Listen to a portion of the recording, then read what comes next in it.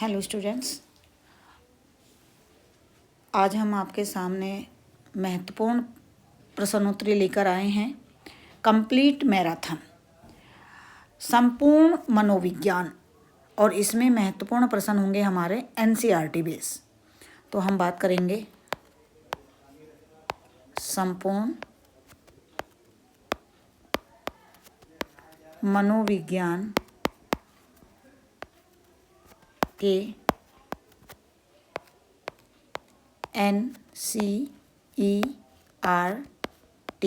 NCERT आधारित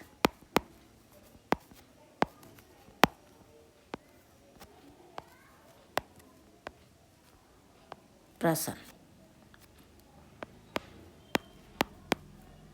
उत्तर। संपूर्ण मनोविज्ञान के एनसीईआरटी आधारित प्रश्न उत्तरों की बात करेंगे और यहाँ से स्टार्ट होते हैं आपके एनसीईआरटी के महत्वपूर्ण प्रश्न। देखेंगे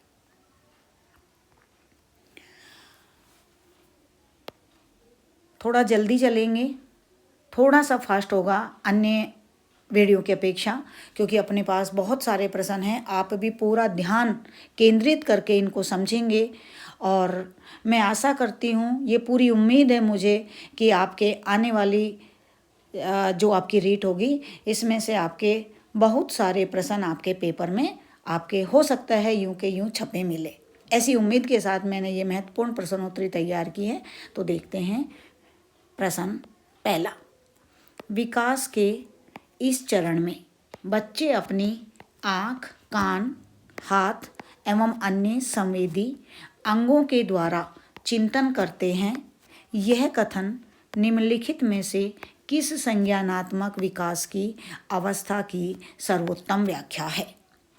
तो देखिए, मैं आपको साथ ही साथ ये सिखा दूंगी कि आपको यहाँ पर प्रश्न में ही कहीं ना कहीं उत्तर छिपा होता है। बस आपका देखने का नज़रिया, आप दृष्टि बदलो, आपका दृष्टिकोण बदल जाएगा। आपका यहाँ पर प्रश्न में ही उत्तर छिपा हुआ होता है।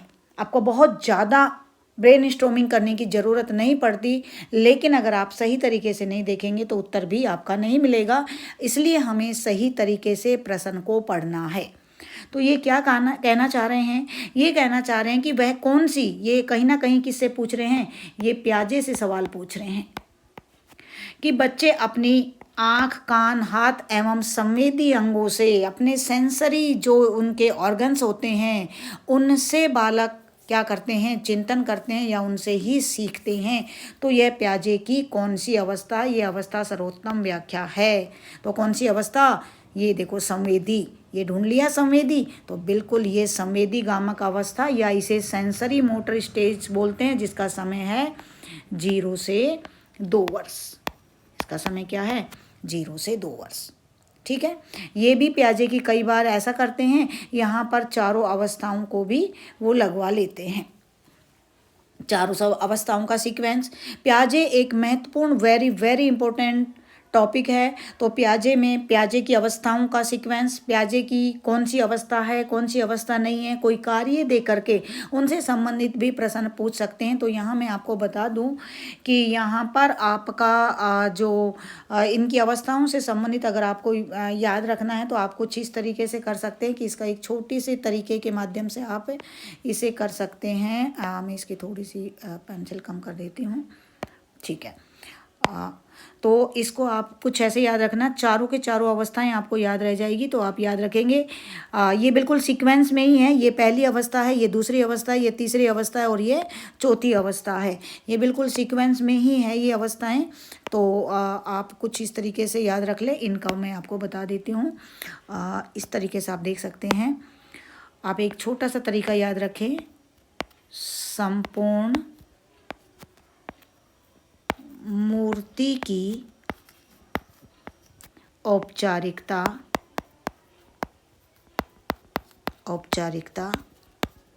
की जैसे हम मंदिर में जाते हैं तो सभी मूर्तियों की औपचारिकता करते हैं। सम बोले तो संवेदी पेशी अवस्था, पूर्ण बोले तो पूर्व संक्रियात्मक अवस्था, मूर्त बोले तो मूर्त संक्रियात्मक अवस्था और औपचारिक संक्रियात्मक अवस्था। चारों नाम कभी कभी सीक्वेंस में लगा लिए जाते तो आपको आसानी रहेगी। संवेदी पेशी अवस्था 0 से 2 वर्ष इसका समय। इसका जो समय है वो है आपका 2 से 7 वर्ष। इसका समय है आपका 7 से 11 या 12 वर्ष, और कभी कभी 15 वर्ष भी दे दिया जाता है, और इसका है 11 या 12 के बाद। तो मैंने कंप्लीट आपको इसकी चारों अवस्थाएं और इसका नाम बता दिया, आप याद रखेंगे। और राइट आंसर हमारा क्या आ जाएगा? संवेदी पेशी अवस्था। नेक्स्ट, थ्रस्टन का टेम्परामेंटल शेड्यूल जिसके मापन का उपकरण है वह है। अब देखिए, ऐसे प्रश्नों में आपको लगेगा कि ये तो हमने पढ़ा ही नहीं कहीं पर, थ्रस्टन का टेम्परामेंटल शेड्यूल, लेकिन मैंने कहा कि प्रश्न में ही उत्तर छिपा होता है। आप ये सोचो कि हमने थ्रस्टन पढ़ाया आपको, और थ्रस्टन किस में पढ़ा था? हमने कौन से टॉपिक में पढ़ा था? बिल्कुल बुद्धि में पढ़ा था, जिसमें थ्रस्टन किसकी बात करता है? PMA की बात करता है, अर्थात प्राइमरी मेंटल एबिलिटी, प्राथमिक मानसिक योग्यता, जिसको क्या नाम दिया? PMA। तो कभी कभी सवाल पूछा जाता है कि PMA थ्योरी किसने दी? थ्रस्टन ने, और इसने प्राथमिक मानसिक योग्यताओं की कुल जो संख्या बताई थी मूल रूप से, वो कितनी बताई थी? 7। तो एक प्रश्न में 3 बातें आ गई। भाई किस में पढ़ा आपने? बुद्धि में पढ़ा, तो बुद्धि आंसर आ जाएगा। अब आप तो ये घबराएंगे, अब आप माहौल बनाना चाहेंगे मुझे तो नहीं आता, तो बेटा इसका तो कोई समाधान नहीं है।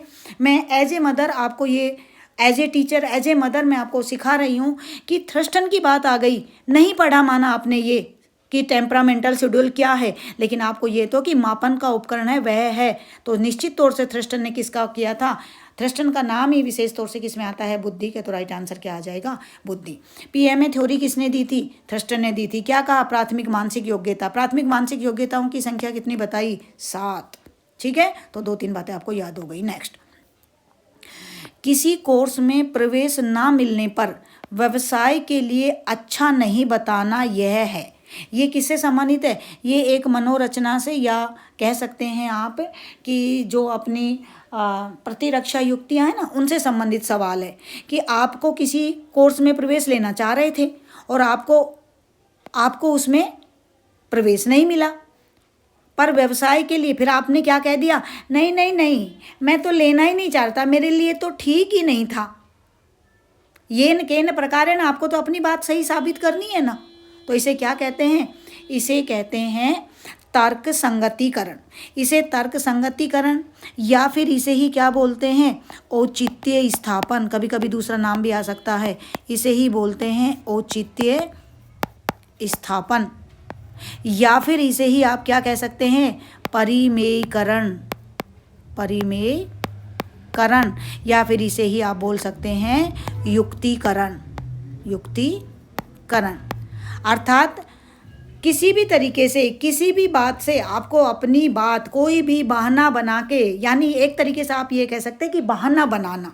क्या कह सकते हैं? देखो, आपने कहा किसी कोर्स में प्रवेश ना मिलने पर व्यवसाय के लिए अच्छा नहीं बताना, तो अपन कहते हैं ना, रहने दे बस, बहाना मत मारे। तो ये बहाना बनाते हैं, इसे क्या कहते हैं?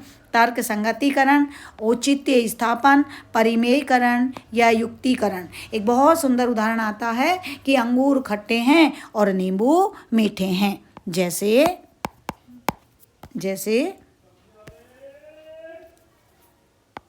अंगूर खट्टे हैं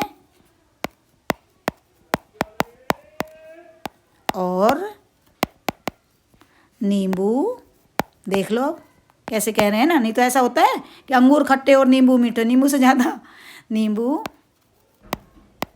मीठे हैं। ये भी इसी का उदाहरण है, ध्यान रखेंगे। ठीक है, अंगूर खट्टे हैं और नींबू मीठे हैं। नेक्स्ट, व्यक्ति में कोई आकस्मिक परिवर्तन नहीं होता है अपितु सतत होता है, यह कथन किस मनोवैज्ञानिक का है?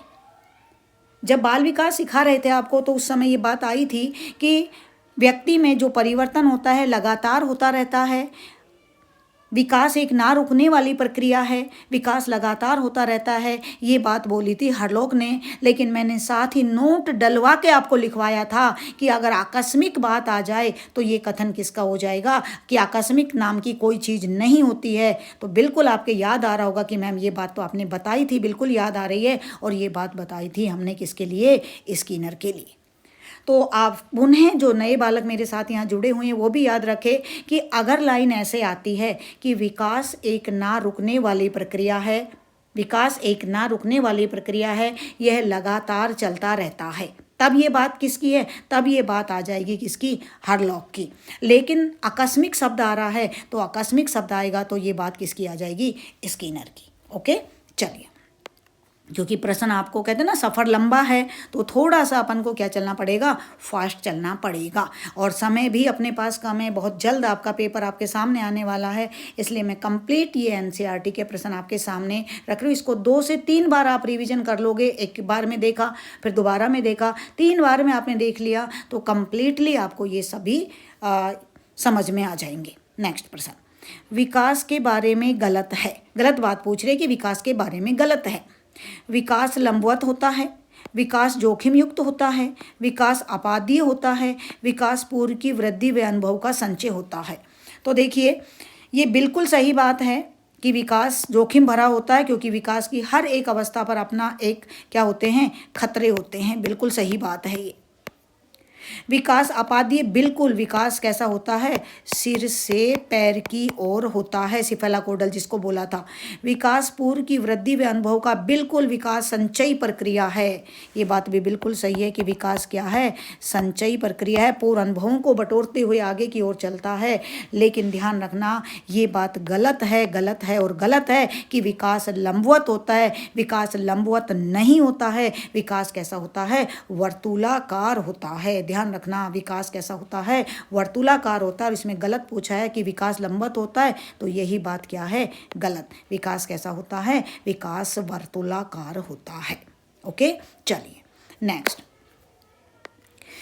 वियोग का नियम संबंधित है, वियोग का नियम संबंधित है, ये जेनेटिक वंशानुक्रम के नियम से संबंधित है, मेंडल ने जो दिए थे। तो वियोग का नियम किससे संबंधित है, आप याद रखेंगे, वियोग का नियम किससे संबंधित है, वंशानुक्रम से संबंधित है।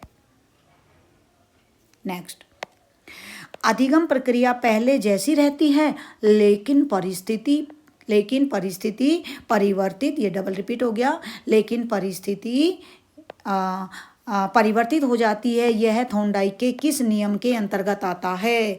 थॉर्नडाइक ने गौण नियम बताए थे, कितने बताए थे, गौण नियम बताए थे उन्होंने, कितने, 5। और मुख्य नियम कितने बताए थे, मुख्य नियम बताए थे 3। जब थॉर्नडाइक के गौण नियम की बात कर रहे थे तो उस वक्त 5 नियमों में ये लास्ट में आया था जो नियम कि जब एक माँ का बेटा कहाँ चला जाता है, हॉस्टल में चला जाता है, तो वो उसके लिए, जैसे मैं भी बता रही थी ना कि मेरा विशु जब जयपुर चला गया था तो मैं उसके कमरे में दूध लेकर के चली गई थी, मुझे लगा कि वो वहीं पर है।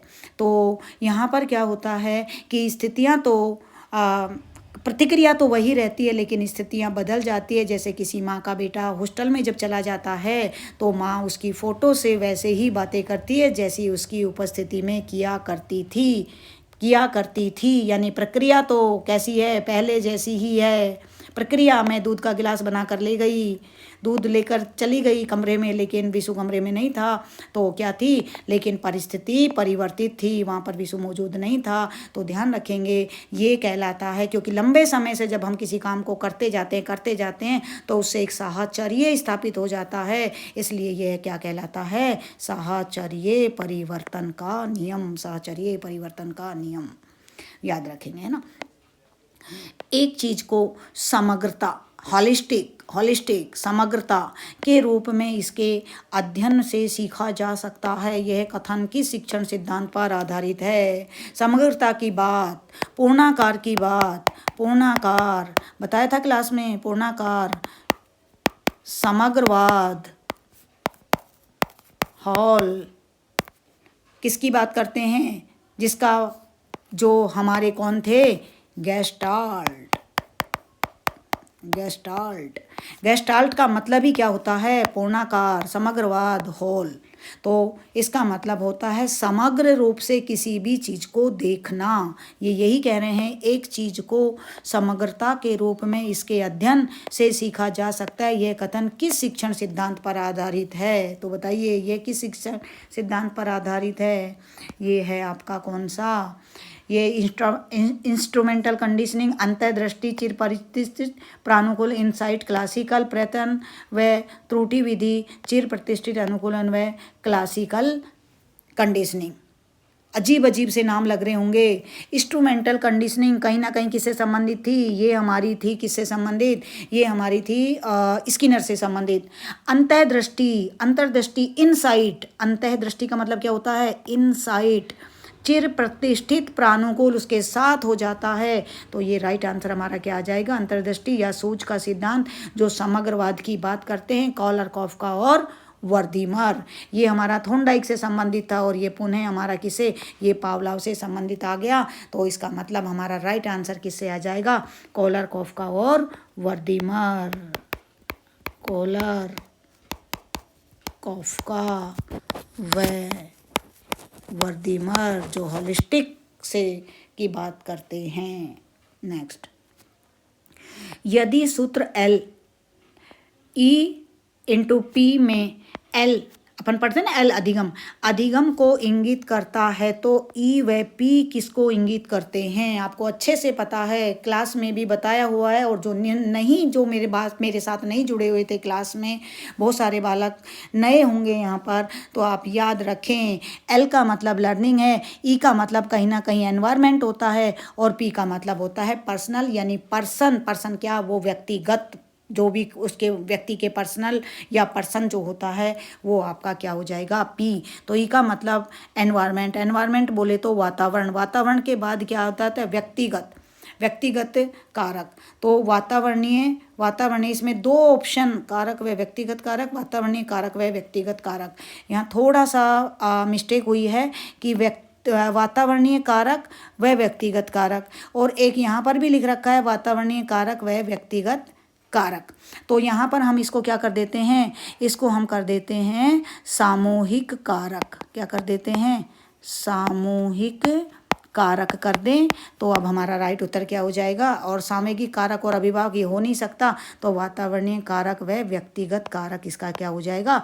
ई का मतलब एनवायरनमेंट, वातावरणीय, और व्यक्तिगत का मतलब पर्सनल कारक जो काम करते हैं। इसी से व्यक्ति क्या करता है? सीखता है। नेक्स्ट, जीन पियाजे के संज्ञानात्मक विकास की दृष्टि से सही क्रम है। बहुत इम्पोर्टेंट जीन पियाजे का, ये वेरी इम्पोर्टेंट। तो मैं थोड़ा सा आपको एक्सप्लेन कर देती हूँ यहाँ पर एक बार। जीन पियाजे ने क्या किया था, ये एक बहुत इम्पोर्टेंट है। तो आप थोड़ा सा देखें कि जीन पियाजे ने क्या किया कि शिक्षा के क्षेत्र में नवीन संप्रत्यय दिए थे। शिक्षा के क्षेत्र में कुछ नवीन संप्रत्यय दिए,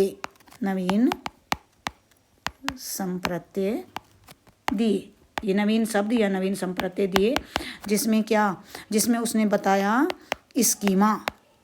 आप याद रखें, स्कीमा क्या है? स्कीमा किसी भी कार्य को करने का उचित या फिर सही ढंग होता है। आप याद रखें, कोई भी कार्य को करना तो व्यवहार है, लेकिन कार्य करने का सही तरीका क्या कहलाता है? स्कीमा। एक तरीके से आप इसे क्या मान सकते हैं? एक मानसिक रचना कह सकते हैं, या मानसिक संरचना है। यानी दिमाग सही है, तरीके से है, तो आप किसी भी काम को क्या करोगे? सही तरीके से करोगे। तो एक ये बताया था। इसके अंदर आती है स्कीम्स। जब हम विभिन्न जो बातें होती है उसको निश्चित तरीके से पैटर्न को जब दोहराते हैं, तो वो क्या कहलाती है? स्कीम्स। दो तरीके का हो सकता है, एक शारीरिक और एक मानसिक। जब शारीरिक यानी व्यवहारिक तरीके से करते हैं तो शारीरिक, और जब दिमागी तरीके से करते हैं तो संज्ञानात्मक या मानसिक। तो आप केवल और केवल इसका संबंध किससे लगा लें, एक मानसिक संरचना, या फिर आप इसका संबंध किससे लगा लें, बुद्धि से। जब भी आप सही तरीके से किसी काम को करते हैं तो यही क्या कहलाता है, स्कीमा। इसके बाद एक शब्द और आया, और ये शब्द था क्या, अनुकूलन। अनुकूलन एक जन्मजात प्रक्रिया है जो बालक और वातावरण के मध्य लगातार चलती रहती है। बालक और वातावरण के बीच अनवरत रूप से चलती रहती है। जैसे जैसे बालक बड़ा होता जाता है वातावरण के साथ अनुकूलित होता जाता है और होता जाता है। तो वातावरण और बालक के मध्य चलने वाली लगातार जो प्रक्रिया है वो क्या कहलाती है, अनुकूलन। इसके बाद क्या आता है, इसके बाद आता है आत्मीकरण। इनका सीक्वेंस, इसीलिए आपको यहाँ पे कॉन्सेप्ट क्लियर हो जाएगा तो आप आराम से इनका सीक्वेंस कर सकेंगे। आत्मीकरण, आत्मीकरण में क्या होता है, आत्मीकरण में जो बालक होता है वो पूर्व ज्ञान में, जो उसे पहले से उसका स्कीमा है, पूर्व ज्ञान कह दो या फिर आप इसे क्या कहते हैं कि पूर्व स्कीमा। पूर्व ज्ञान में क्या करता है, पूर्व ज्ञान में नवीन ज्ञान को क्या करता है, जोड़ता है या उसके ऊपर उसको थोप देता है। ये कहेंगे कि नवीन ज्ञान को जोड़ देता है,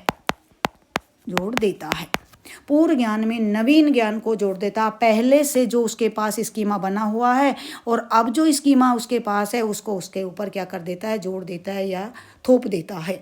कैसे, जैसे एक बालक ने पहले मान लीजिए किसको देखा हुआ है, घोड़ा देख रखा है, और आज वो बालक, नवीन ज्ञान, आज वो बालक किसको देखता है, ऊंट को देखता है। पहले से उस बालक ने घोड़े को देख रखा है लेकिन आज वो बालक ऊंट को देखता है, और ऊंट को देखकर क्या बोल देता है, वो बोलता है ऊंट को देखकर घोड़ा। क्या देखता है, कहता है घोड़ा, क्योंकि उसने वो 4 पैरों वाली उस आकृति का देख रखा है। अपने पूर्व ज्ञान में नवीन ज्ञान को क्या कर देता है, आत्मसात कर लेता है। इसलिए इसे क्या कहा, आत्मीकरण। क्या बोल दिया इसे बोल दिया उसने आत्मीकरण। और उसके बाद क्या किया, आत्मीकरण के बाद अब वो दोबारा से थोड़ा सा पुनः देखता है। तो इसके बाद क्या आ जाएगा, आत्मीकरण के बाद जो अगली प्रक्रिया बनेगी वो बनेगी समंजन, या फिर आप इसे क्या कहेंगे, समायोजन। इसे कहेंगे समायोजन, समंजन या समायोजन। इसमें क्या होता है, इसमें बालक अपना पूर्व ज्ञान में क्या करता है, पूर्व ज्ञान में थोड़ा सा संशोधन कर लेता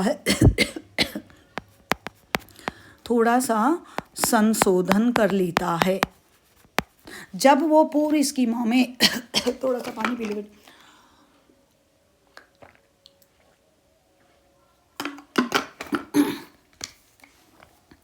पूर्व ज्ञान में जब वो थोड़ा सा संशोधन कर लेता है, कभी कभी सवाल ऐसा भी पूछा जाता है कि जब बालक अपने पूर्व ज्ञान में थोड़ा सा संशोधन कर लेता है तो ये क्या कहलाता है, ये समंजन या समायोजन कहलाता है।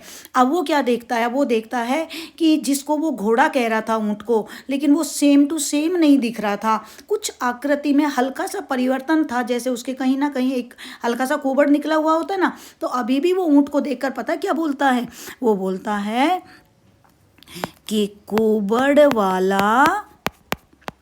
वाला घोड़ा। देखो थोड़ा सा संशोधन तो किया, लेकिन अभी भी उसने क्या बोला कि कुबड़ वाला घोड़ा, ऊंट अभी भी नहीं बोला, क्या बोला, कुबड़ वाला घोड़ा। पूर्व ज्ञान में क्या कर लिया, थोड़ा सा संशोधन कर लिया। तो जो आपका आंसर तो यहाँ तक आ गया, लेकिन मैं तो अभी और भी बताऊंगी आपको। आपका तो क्या पूछा था इन्होंने तो इतना सा प्रश्न पूछा था, देखो ये आपके सामने है। इन्होंने पूछा कि जिन प्याजे के संज्ञानात्मक विकास की दृष्टि से सही क्रम है, तो आपका क्या आ जाएगा, सही क्रम में, बताइए क्या आ जाएगा आपका सही क्रम में, आपका क्या आ जाएगा, अनुकूलन, उसके बाद आत्मीकरण और समायोजन। लेकिन अगर उन्होंने एक शब्द को आगे के वाले को हटा दिया और पीछे के एक शब्द और आता है इसमें, मैं तो वो भी बताऊंगी आपको, क्योंकि मुझे तो कंप्लीट आपको सिखाना है ना बेटा, मेरा उद्देश्य तो ये भी नहीं है। अब आप इसे पसंद करो नहीं करो क्या करो वो आपकी समस्या है, क्योंकि मुझे केवल और केवल मैं एक ही उद्देश्य को लेकर आपके लिए ये काम कर रही हूँ कि आप इसे ढंग से पढ़ें, अच्छे से पढ़ें और आप अपने लक्ष्य को प्राप्त करें बस। तो देखिए अनुकूलन, आत्मीकरण और समायोजन आपका तो यहाँ तक आ गया, लेकिन मैं आपको इसके बाद भी बता रही हूँ कि ये जो सीक्वेंस आता है कि अनुकूलन हो सकता है 4 शब्द मैं डाल दे ये अनुकूलन, अनुकूलन के बाद आत्मीकरण, आत्मीकरण के बाद समायोजन या समंजन, और उसके बाद एक शब्द और आता है, चलो मैं नंबरिंग कर देती हूँ नहीं तो फिर 1, यहाँ पर 2, यहाँ पर 3 और मैं 4 नंबर को यहाँ पर डाल रही हूँ। ठीक है, आप लोग समझ जाना 4 नंबर को, क्योंकि अभी सुन तो रहे ही हो आप 4 नंबर। ये कहलाता है आपका संतुलीकरण। क्या कहलाता है? संतुलीकरण। इसमें संतुलीकरण में जो बालक का स्कीमा बनता है ना, वो बिल्कुल कैसा बनता है? त्रुटि रहित। कैसा बनता है? त्रुटि रहित, कोई एररलेस, बिल्कुल एररलेस। अब वो क्या करेगा, उसने एक दिन चिड़ियाघर में क्या देखा, घोड़ा भी देख लिया और ऊँट भी देख लिया। अब वो घोड़े को घोड़ा और ऊँट को ऊँट बुलाता है ना, ये कौन सी संरचना कहलाएगी? ये आपकी कहलाएगी, कौन सी स्कीमा बनेगा? संतुलीकरण, बिल्कुल एररलेस, त्रुटि रहित। अब वो क्या कहेगा कि घोड़े को घोड़ा और ऊँट को ऊँट बोलेगा, ये आपका क्या कहलाएगा? अब ये इसके बाद अगर ये यहाँ समायोजन के बाद एक शब्द और जोड़ते तो यहाँ पर जोड़ते ये क्या? संतुलीकरण। समझे ना? ये सीक्वेंस है, वरना आपको तो सारे एक जैसे लगते हैं कि आत्मीकरण, समायोजन, अनुकूलन, पता नहीं कौन सा, लेकिन सबसे पहले अनुकूलन जो बालक और वातावरण के मध्य चलती रहती है, उसके बाद आत्मीकरण, उसके बाद समायोजन और उसके बाद क्या आता है? संतुलीकरण। ओके, चलिए नेक्स्ट। वह अवस्था जब बच्चा तार्किक रूप से वस्तुओं व घटनाओं के विषय में चिंतन प्रारंभ कर देता है। ये भी प्याजे से समझ, मैंने कहा था ना कि प्याजे बहुत बहुत बहुत इंपॉर्टेंट है। तो वह अवस्था जिसमें बालक तार्किक रूप से, तर्क सहित वह वस्तुओं के बारे में क्या करना शुरू कर देता है? चिंतन करना शुरू कर देता है। तो वह अवस्था कौन सी होती है? बिल्कुल तार्किक चिंतन की अवस्था। कौन सी अवस्था? मूर्त संक्रियात्मक अवस्था। तो बिल्कुल ध्यान रखेंगे, ये जो अवस्था है एक तरीके से बाल विकास की कौन सी अवस्था कह सकते हो आप इसे? बाल्य अवस्था। बाल्य अवस्था। और यहाँ बालक विभिन्न वस्तुओं के प्रति क्या करने लगता है? तार्किक रूप से चिंतन करने लग जाता है। तो ये कहलाती है अपनी मूर्त संक्रियात्मक अवस्था। देखो इसमें सीक्वेंस अलग अलग है, लेकिन यहाँ पहले संवेदी पेशी अवस्था आती है, फिर पूर्व संक्रियात्मक, फिर मूर्त संक्रियात्मक अवस्था और फिर औपचारिक संक्रियात्मक अवस्था। तो ध्यान रखना कि ये। चलिए नेक्स्ट, कथन और कारण से संबंधित सवाल है। विलोपन। ये विलोपन कौन सा? वही पावलोव के प्रयोग में विलोपन आया था ना। विलोपन पुनर्बलन के अभाव में होता है। बिल्कुल होता है। जब आप पुनर्बलन नहीं दोगे, कुत्ते को बार बार क्या दिया गया? घंटी दिया गया, और अब कुत्ते ने लार नहीं टपकाई। लार का नहीं टपकाना ही क्या कहलाता है? विलोपन। क्योंकि पुनर्बलन भोजन था और भोजन नहीं मिला, इसके कारण कुत्ते ने लार नहीं टपकाई। तो पुनर्बलन के अभाव में विलोपन पुनर्बलन के अभाव में होता है। बिल्कुल सही बात है, होता है। निष्कर्ष क्या कह रहे हैं? स्वतः पुनर्प्राप्ति विलोपन से पहले होता है। नहीं नहीं नहीं नहीं नहीं, ये तो गलत बात हो गई। स्वतः पुनः वापस से अगर भोजन देने लग जाते, वापस से भोजन देने लगते, बाद में दिया ना भोजन, बाद में भोजन देने लगते तो कुत्ता पुनः लार टपका देता। तो स्वतः पुनः प्राप्ति विलोपन से पहले नहीं, विलोपन के बाद होती है। विलोपन पहले होता है, बाद में। ये बात गलत हो गई। तो इसका मतलब कथन तो ठीक है, लेकिन निष्कर्ष इसका गलत है। तो कहाँ है? कथन व निष्कर्ष दोनों सही है? नहीं, केवल कथन सही है, दोनों सही है, लेकिन संबंध एक दूसरे से, निष्कर्ष सही है, कथन गलत है। क्या बोल रहे हैं? केवल क्या है? निष्कर्ष तो बिल्कुल सही नहीं है। तो क्या आ जाएगा इसका राइट आंसर? ये आ जाएगा आपका केवल कथन सही है। कथन सही है, निष्कर्ष इसका गलत है। नेक्स्ट, किसी परिस्थिति के विभिन्न पक्षों के बीच संबंधों को देखने व केंद्रीय भाव को समझने को कहा जाता है। बिल्कुल सेंटर्ड, केंद्रीय भाव को, किसी भी समस्या को देखने के ऊपर चारों तरफ देखने के बाद उसके केंद्रीय भाव को देखने को क्या कहा जाता है? देखो शब्द से ही लग रहा है, अंदर, अंतः, अंतर्दृष्टि, इनसाइट। क्या? इनसाइट। एक केंद्रीय भाव, याद रखना अच्छे से, केंद्रीय भाव के समझने को क्या कहते हैं? अंतर्दृष्टि। क्या कहते हैं? अंतर्दृष्टि। नेक्स्ट,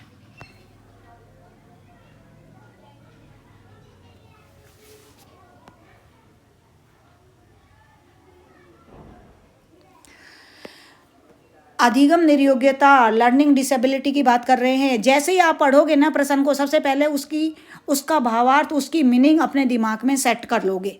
तो क्या बोला? अधिगम निर्योग्यता। अधिगम निर्योग्यता शब्द का सर्वप्रथम प्रयोग किया। किसने किया? तो ध्यान रखेंगे, अधिगम निर्योग्यता शब्द का जो सर्वप्रथम प्रयोग किया था वो किया था सैमुअल क्रिक ने। इसे क्या कहते हैं? इसे आप लर्निंग डिसेबिलिटी भी कह सकते हैं। तो किसने किया था? सैमुअल क्रिक ने किया था। नेक्स्ट, पूर्व संक्रियात्मक अवस्था का बालक दौड़ते हुए सड़क पर गिर जाता है और वह कहता है कि सड़क ने उसे धक्का दे दिया। यह निम्नलिखित में से किस विशेषता को दर्शाता है? एक बालक है और बालक पूर्व संक्रियात्मक अवस्था का है। लगभग बालक 2 से 7 वर्ष का है और 2 से 7 में भी, क्योंकि पूर्व संक्रियात्मक का समय 2 से 7 वर्ष, इसमें भी इसको 2 भागों में बांटा था, 2 से 4 वर्ष और 4 से 7 वर्ष। लेकिन ये बात जो है ये सामान्यतः 2 से 4 वर्ष की है और वैसे अपन कहेंगे कि पूर्व संक्रियात्मक का। तो कई बार ऐसा होता है ना कि बालक आ रहा है, आते आते वो किसी टेबल से टकरा गया और फिर कहेगा क्या? टेबल ने मार दिया, और रोने लग जाएगा। तो हम क्या करते हैं? हम पूछते किसने मार दिया? तो कहेगा या कहेगी कि इस टेबल ने मार दिया मुझे। और मैं क्या करती हूँ? टेबल की मैं क्या कर देती हूँ? ये मैंने पिट्टी कर दी। अब चुप हो जा बेटा, नहीं ये टेबल अपनी मम्मी को बुला लाएगी, फिर मम्मी इसकी पिटाई, अब तेरी पिटाई कर देगी, अब चुप हो जा। जब वो सड़क को कह रहा है या टेबल को कह रहा है कि इसने मुझे मार दिया और वो रोता है और हम उस रोते बच्चे को चुप करा देते ये कह के कि लो हमने, तो वो क्या समझ रहा है? टेबल ने मार दिया। ये कहलाता है आपका क्या? एनिज्म। एनिज्म का मतलब होता है बच्चों जीववाद। क्या होता है? जीववाद। अर्थात निर्जीव में बालक क्या करता है? सजीव की कल्पना। निर्जीव में सजीव की कल्पना करना, समझे ना? निर्जीव में सजीव की। अब देखो सड़क ने थोड़ी मारा, सड़क में जीव थोड़ी है। सड़क ने दौड़ते हुए सड़क पर गिर जाता और कहता कि सड़क ने धक्का दे दिया। सड़क ने धक्का दिया क्या? नहीं। लेकिन वो ये समझता है कि इस निर्जीव में भी क्या है? जीव है, और इसे बोला जाता है एनिज्म। नेक्स्ट, अर्थपूर्ण शाब्दिक अधिगम व उच्च संगठन की अवधारणा से संबंधित सिद्धांत के द्वारा दिया गया है। अर्थपूर्ण शाब्दिक अधिगम, ध्यान रखना, अर्थपूर्ण शाब्दिक अधिगम देने वाले कौन थे? अर्थपूर्ण शाब्दिक अधिगम देने वाले कौन थे? हमारे डेविड आशुबेल। अर्थपूर्ण अधिगम और कौन? आशुबेल। अर्थपूर्ण अधिगम और देने वाले कौन? आशुबेल। नेक्स्ट, अधिगम की परिभाषा के संदर्भ में कौन सा कथन असुमेलित है? मतलब गलत है। कौन सा कथन असुमेलित है? देखते हैं कौन सा कथन असुमेलित। सीखना विकास का प्रक्रम है। बिल्कुल सही बात है, वुडवर्थ ने बोली थी ये बात। सीखना विकास की प्रक्रिया या विकास का प्रक्रम है। वैसे विकास और वैसे वुडवर्थ, मैंने आपको बताया। आदत, ज्ञान व अभिवृत्तियों का अर्जन अधिगम कहलाता है। ये बात मैंने बताई कि 1, 2 और 3 बात 2 आदमी मिलकर बोल रहे हैं, क्रो एंड क्रो। ये बात भी ठीक है। प्रशिक्षण व अनुभव व्यवहार में परिवर्तन। प्रशिक्षण व अनुभव के कारण व्यवहार में आने वाले परिवर्तन को अधिगम कहते हैं। ये परिभाषा थी। तो प्रशिक्षण व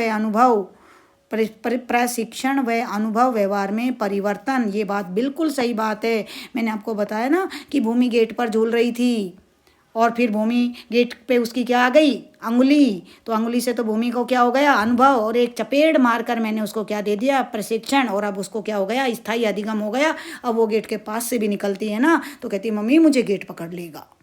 क्या पकड़ लेगा? गेट से उसे अनुभव हुआ। तो कहने वाला कौन? गेट्स व अन्य। बिल्कुल सही है ये तीनों। अब ये और देखते हैं, व्यक्ति में परिवर्तन ही अधिगम है, गिलफोर्ड। ये कब कह दिया गिलफोर्ड ने? हमने तो नहीं देखा। व्यक्ति में परिवर्तन ही अधिगम है, नहीं। गिलफोर्ड ने तो क्या कहा था? मैंने कहा था ना कई बार कि बच्चों चुप हो जाओ। क्या?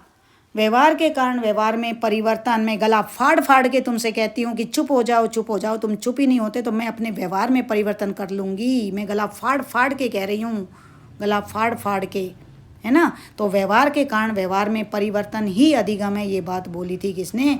गिलफोर्ड ने। मैं यहाँ पर लिख देती हूँ इधर की तरफ कि गिलफोर्ड ने क्या कहा था? गिलफोर्ड ने तो कहा था गिलफोर्ड ने तो कहा था कि व्यवहार के कारण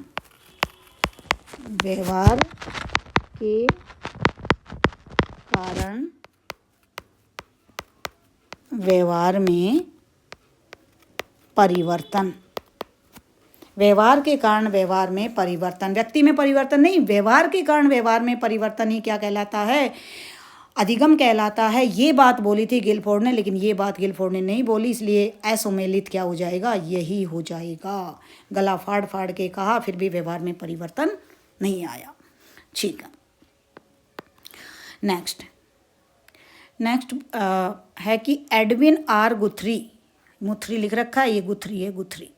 एडविन आर गुथरी का सीखने का सिद्धांत है।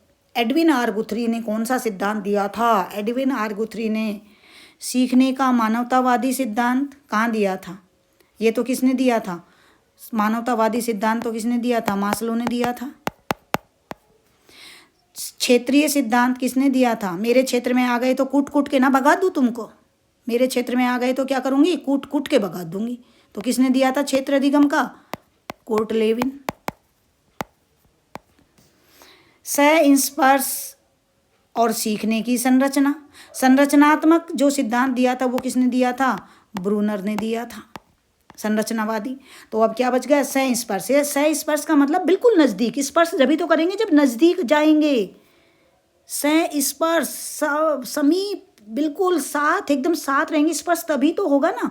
तो यही सिद्धांत का नाम है समीपता। समीपता या सामीप्य संबद्धता का सिद्धांत, ये सिद्धांत दिया था किसने? एडविन आर गुथरी ने। और एडविन आर गुथरी ने कहा था कि उद्दीपक और अनुक्रिया में यदि एक बार भी संस्पर्श हो जाए, अच्छा सा स्पर्श हो जाए, नज़दीकी से स्पर्श हो जाए, तो क्या होता है? जब जब वह उद्दीपक सामने आता है तब तब वह अनुक्रिया दोहराई जाती है। जैसे दूध का जला छाछ को भी फूंक मार मार के पीता है। ये क्या है? संस्पर्श, एक बार नज़दीकी के साथ स्पर्श। और एक बात याद रखें कि गुथरी जो है वो इकहरा या एकल प्रयास की बात करते हैं। कौन से प्रयास की बात करते हैं? इकहरा या एकल प्रयास, इकहरा। तो इकहरा या एकल प्रयास की बात कौन करते हैं? कि उद्दीपक और अनुक्रिया एक बार भी स्पर्श हो जाए, एक बार भी अगर नज़दीक आ गई तो वही अनुक्रिया दोहराई जाएगी जो कभी पहले दोहराई गई थी। ठीक है, नेक्स्ट, रेडियो, कैमरा व टीवी चलाना है। रेडियो चलाया आपने, आप कोचिंग से घर गए और घर जाते ही आपने क्या कर दिया? रेडियो चला दिया और रेडियो में बहुत शानदार गाना आ रहा था। आपकी तुरंत घड़ी पर नज़र गई, अरे इतनी बजे पुराने नगमे इतनी बजे आते हैं। तो आपने पहले क्रिया की और बाद में आपको पता ही नहीं था कि इस समय कोई गाना आता है। आपने चलाया, चलाते आपको कोई मनपसंद गाना या कोई कैमरे में अच्छी, अपने बस केवल फ़ोटोज़ ले रहे थे और आपकी कोई अच्छी फ़ोटो आ गई, या आपने टीवी चलाया और आपका कोई भी ऐसा सीरियल आ रहा था और अब आप उसे पसंद करने लगे। मतलब आप यहाँ पे बिना किसी स्टिमुलस के, बिना किसी उद्दीपक के केवल और केवल यहाँ क्या कर रहे हैं? क्रिया कर रहे हैं। अब उस क्रिया के बाद, अब वो क्रिया किसके निमित्त होगी? आपको पुरस्कार मिलेगा या दंड मिलेगा, या आपको बुरा लगेगा या आपको अच्छा लगेगा, आपको सुख मिलेगा या दुख मिलेगा, ये तो आपकी क्रिया करने के बाद आपके परिणाम जो मिलेगा उसके बाद ही देखेंगे कि यह कार्य किसके निमित्त था। परिणाम से पता चलेगा कि सुख लगा या दुख लगा, किसके निमित्त था। देखो, सहकालिक अनुबंधन ये पावलोव से संबंधित है। विलंबित अनुबंधन जो सर्वश्रेष्ठ अनुबंधन था पावलोव से संबंधित है। चेन अधिगम अनुबंधन जो था ये टॉलमैन से संबंधित है। लेकिन नैमित्तिक अनुबंधन जो था ये किससे संबंधित था? स्किनर से संबंधित था। नैमित्तिक अनुबंधन यहाँ लिख देती हूँ, कभी कभी सवाल सीधा ही पूछ ले कि नैमित्तिक अनुबंधन किसने दिया? स्किनर ने। तो रेडियो, कैमरा, टीवी चलाना किसी ना किसी के निमित्त है, इसलिए नैमित्तिक अनुबंधन ध्यान रखेंगे। चिह्न आधारित अधिगम ये किसने दिया था? टॉलमैन ने दिया था। और ये किसका था? ये पावलोव का था। श्रेष्ठ माना जाता है ये वाला अनुबंधन में। जैसे जैसे बात आ रही है मैं आपको बताती जा रही हूँ। और ये भी किसका था, ये भी पावलाव का था, लेकिन ये एक अच्छा अनुबंधन नहीं था। नेक्स्ट, निम्नलिखित में से कौन सा कथन अधिगम के संदर्भ में असुमेलित है। अधिगम के संदर्भ में क्या पूछ रहे हैं, गलत, असुमेलित। क्रिया प्रसूत ऐच्छिक व्यवहार, बिल्कुल। देखो दो तरीके का व्यवहार होता है, एक ऐच्छिक और एक अनैच्छिक। तो ऐच्छिक व्यवहार वो होता है जब हम अपनी इच्छा से कर रहे हैं। यहाँ पर हम अपनी इच्छा से क्या कर रहे थे, रेडियो, कैमरा या टीवी चला रहे थे, तो ये क्रिया प्रसूत व्यवहार कहलाता है। ये ऐच्छिक व्यवहार है। और क्रिया प्रसूत व्यवहार देने वाला कौन था, स्किनर। स्किनर बॉक्स, चूहा। स्किनर बॉक्स माना स्किनर ने चूहे और कबूतर पर प्रयोग किया, लेकिन स्किनर बॉक्स जो था वो चूहों वाला नहीं था। स्किनर बॉक्स था पिजन बॉक्स। स्किनर बॉक्स को क्या कहा था, पिजन बॉक्स। ये चूहे के लिए अलग था। उसके बाद आपका जो नेक्स्ट आता है, जो ये आता है आपका प्राथमिक प्रबलन धन, और आपका ये आता है अधिगम है सहायतापन सेलिगमैन। तो देखिए स्किनर बॉक्स था, उसमें चूहे और कबूतरों के लिए किया। प्राथमिक प्रबलक धन, यानी कि दो तरीके के प्रबलक का मतलब यहाँ क्या है, प्रबलक का मतलब कहीं ना कहीं आपका पुनर्बलन, प्रबलक कह दो या पुनर्बलन। पुनर्बलन कितने प्रकार के होते थे, दो प्रकार के। एक कौन सा, सकारात्मक और एक नकारात्मक। तो सकारात्मक में जैविक वाले आ जाते हैं, तो ये क्या है, प्राथमिक और द्वितीयक। तो प्राथमिक पुनर्बलन में क्या आता है, प्राथमिक पुनर्बलन। आप एक बार यहाँ से समझ लें, प्राथमिक पुनर्बलन और द्वितीयक। प्राथमिक प्रबलक लिख देती हूँ, इसको मैं ट्रांसलेट भी कर दूंगी, प्रबलक, या फिर इसे क्या कह दें अपन, पुनर्बलन। और एक कौन सा होता है, द्वितीयक। द्वितीयक पुनर्बलन को एक नाम और दिया जाता है, प्रीमेक नियम। प्राथमिक पुनर्बलन होते हैं वो क्या होते हैं, भोजन, पानी आदि। और द्वितीयक में क्या आता है, द्वितीयक में आते हैं धन आपका आ गया, प्रशंसा आ गया, पुरस्कार आदि। तो इन्होंने कहा प्राथमिक प्रबलक धन थोड़ी होता है। प्राथमिक प्रबलक तो क्या होगा, भोजन होगा।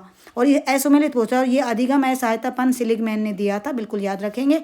तो इन्होंने पूछा कि अधिगम के संदर्भ में असुमेलित है। असुमेलित क्या है, ये है प्राथमिक प्रबलक, इन्होंने किसको दे दिया, धन को। जबकि प्राथमिक प्रबलक में क्या आता है, भोजन, पानी आता है। आप अच्छे से मेरे बच्चों आप याद रखना, इस मैराथन को आप 2 बार मेरे कहने से, गुरु के कहने से आप 2 बार रिवीजन करना, आराम से धीरे धीरे करके। क्योंकि मैं केवल आंसर नहीं दे रही हूँ, मैं जहाँ मुझे लग रहा है कि यहाँ से संबंधित और बात बतानी चाहिए, मैं वो बातें भी आपको बता रही हूँ।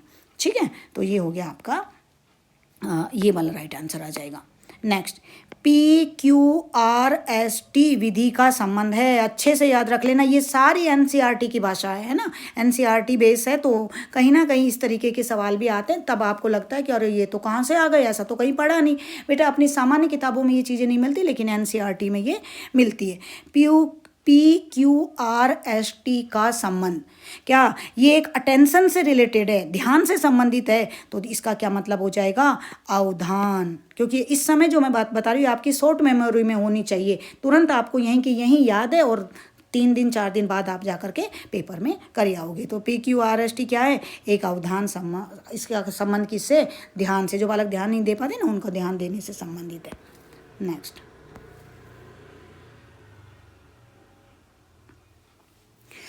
जो सवाल है वह कहता है कि वह तर्कणा जो पूर्व धारणा से प्रारंभ होती है। पूर्व धारणा से क्या होती है, प्रारंभ होती है। पूर्व धारणा, पहले से ही कोई धारणा बना रखी है, कोई नियम बना रखा है।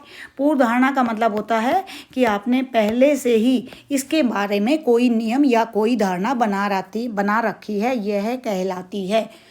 पहले से ही कोई धारणा बना रखी या कोई नियम बना रखा है। तो अपन पढ़ते ना कि नियम से उदाहरण की ओर, तो ये तर्कणा क्या कहलाएगी, ये तर्कणा कहलाएगी आपकी निगमन तर्कणा। जब पहले से ही आपने कोई धारणा बना रखी है या कोई नियम बना रखा है और उसके अनुसार आप विभिन्न उदाहरण दे रहे हो, तो ये आपकी कहलाएगी निगमन, है ना।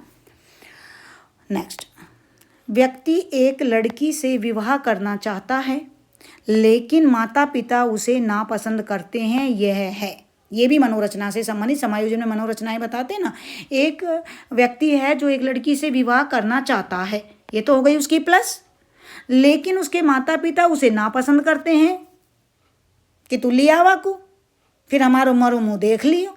अब माता पिता क्या कर रहे हैं, नापसंद कर रहे हैं। अब क्या करे बेचारा बालक, मतलब एक तो उसके पास पॉजिटिव है और एक नेगेटिव, चयन तो द्वंद्व है उसके दिमाग में, चयन तो एक का करना, या तो माता पिता को रख लो या तो उसको रख लो, देख लो। अब तो क्या कहलाएगा, एक प्लस चाहता है लेकिन नापसंद करते हैं, यानी कि ये तो आपका क्या हो जाएगा, धनात्मक, और ये ऋणात्मक, अप्रोच अवॉइडेंस जिसको बोलते हैं, अप्रोच अवॉइडेंस यानी कि उपागम परिहार।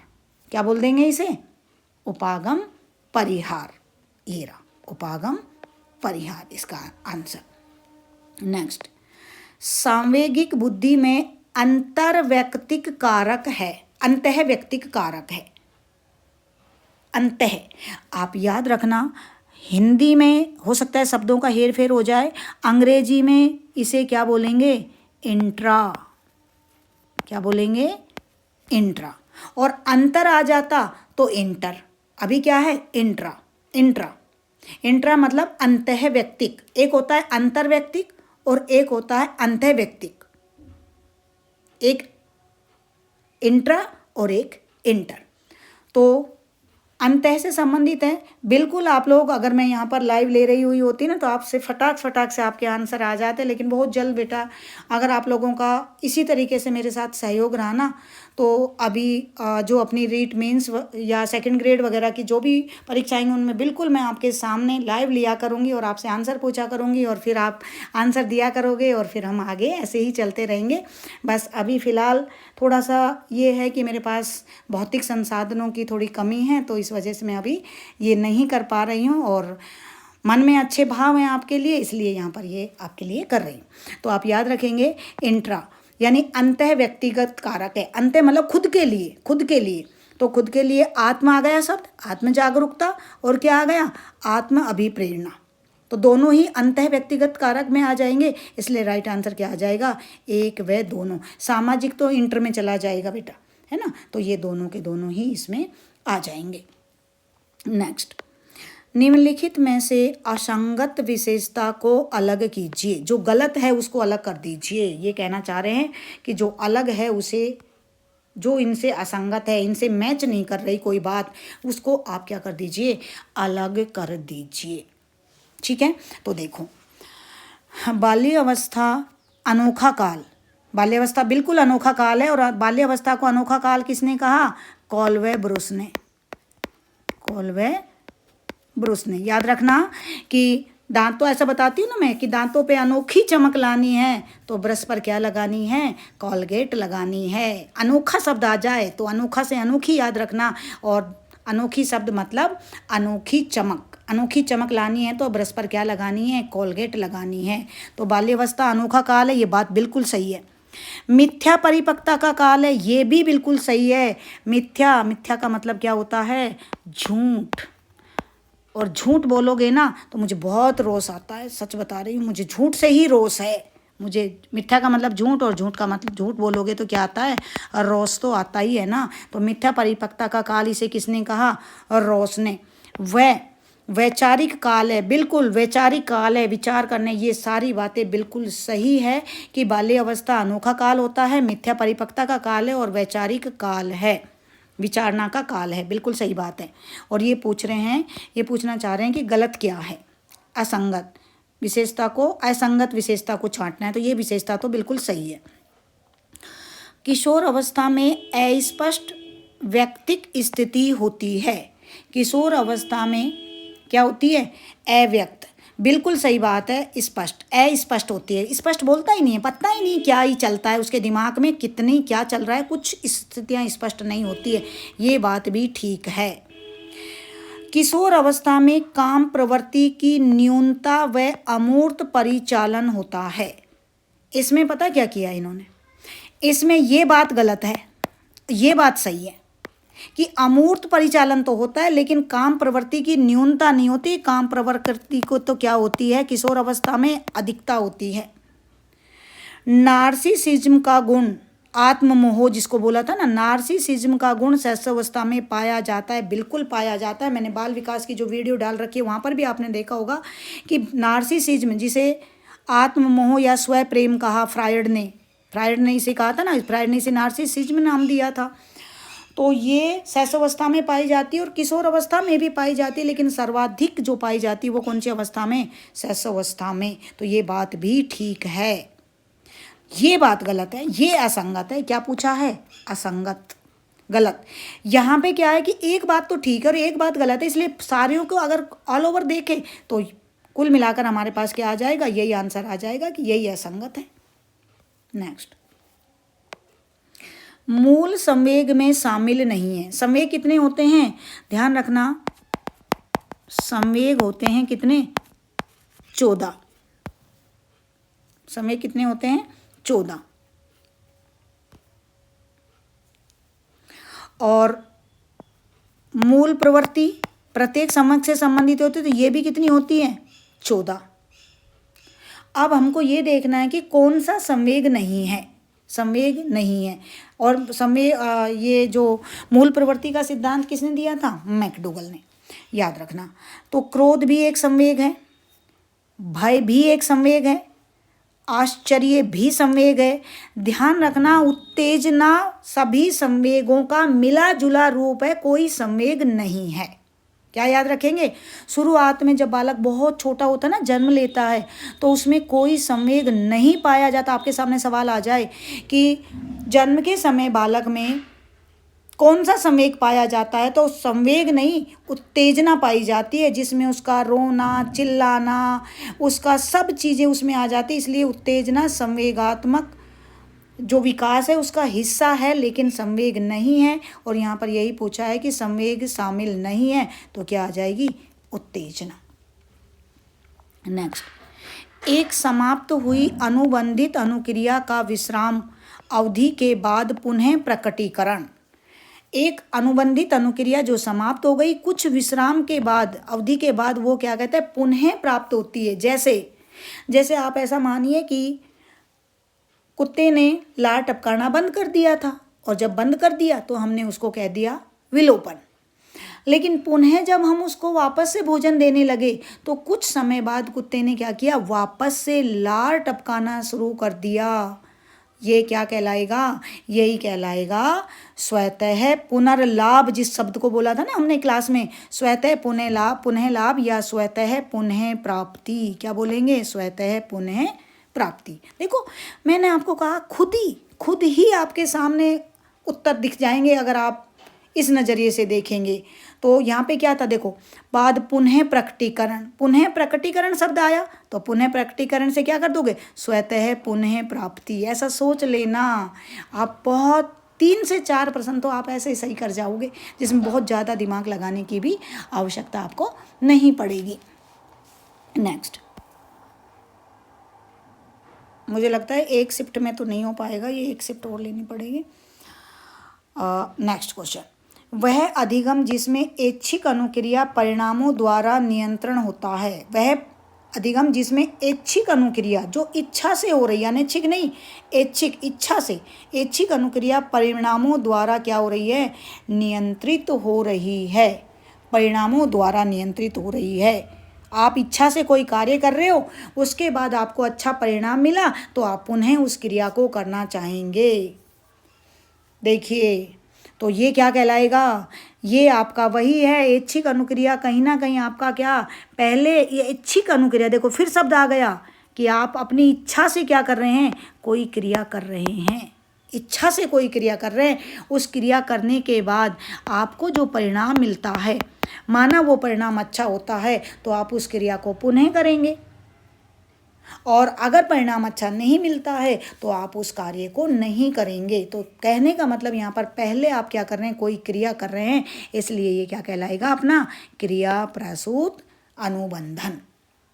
नेक्स्ट, जब व्यक्ति अपने स्वयं को दूसरे व्यक्तियों के साथ संबद्ध करता है, तो यह है अपने आप को दूसरे के साथ हम क्या कर लेते हैं? उसके साथ आइडेंटिफाई कर लेते हैं, अपने आप को उसका जैसा बना लेते हैं, उसके गुण दोषों को अपना लेते हैं। तो यह क्या कहलाएगा? ये कहलाएगा आपका पलायन का मतलब तो दूर हो जाना, विस्थापन का मतलब एक स्थान से दूसरे स्थान के ऊपर उसको विस्थापित कर देना, अंतःक्षेपण खुद के अंदर दोषारोपण करना। लेकिन ये क्या कहलाएगा? तदात्मीकरण। तद मतलब उसके जैसा, तद उसके जैसा। उसके जैसा किसी पद प्रतिष्ठा वाले व्यक्ति को देखकर हम उसके जैसा बनते ना, कि हम अब उसके जैसे कपड़े पहन लिए, उसके जैसे बातें चीतें करने लग गए, तो कैसे बन गए? तदात्मीकरण, उसके जैसा। तो यह कहलाएगा तदात्मीकरण। नेक्स्ट, वह चिंतन जो समस्या के एक ही समाधान को केंद्रित करता है। समस्या के एक ही समाधान को, तो कौन सा चिंतन होगा? वह चिंतन होगा क्या? अभिसारी चिंतन। अभिसारी मैंने आपको बताया था ना, जब मैं आपको प्रतिभाशाली बालक और सृजनात्मक बालक बता रही थी क्लास में भी, उस वक्त मैंने आपको बताया था कि माना मैंने आपसे कहा कि बच्चों मेरे सर में दर्द हो रहा है। अगर आप कहते हो कि मैम टैबलेट ले लीजिए, आपने क्या किया? एक ही समाधान बताया। लेकिन कुछ बच्चे कह रहे हैं कि मैम आप चंदन का लेप कर लीजिए, मैम आप सिर बांध लीजिए, मैम आप थोड़ा रेस्ट कर लीजिए, मैम अदरक वाली चाय पी लीजिए। जब एक समस्या के बहुत सारे आप मुझे समाधान बताते हैं तो वो आपका कौन सा कहलाता है? अपसारी चिंतन कहलाता है। लेकिन एक ही समाधान, तो ये आपका क्या कहलाता है? अभिसारी चिंतन। कैसे बालकों में पाया जाता है? प्रतिभाशाली बालकों में पाया जाता है, जिनका IQ लेवल कितना? 140 या 140 प्लस होता है। अपसारी चिंतन, इसको क्या बोलते हैं? इसको ही अपन एक विधि चिंतन भी बोलते हैं। एक विधि चिंतन। अपसारी चिंतन को क्या बोलते हैं? बहुविधि चिंतन बोलते हैं। कौन सा चिंतन? बहुविधि चिंतन, या फिर इसे क्या कहते हैं? पार्श्व चिंतन, या फिर इसे क्या कहते हैं? Out of box. और ये कौन से बालकों में पाया जाता है? सृजनात्मक बालकों में। तार्किक, तर्क वितर्क वाली बात आएगी, विचारात्मक हर चीज़ को विचार करके। तो आप याद रखेंगे कि एक ही समाधान की बात कौन करता है? अभिसारी चिंतन करता है। नेक्स्ट,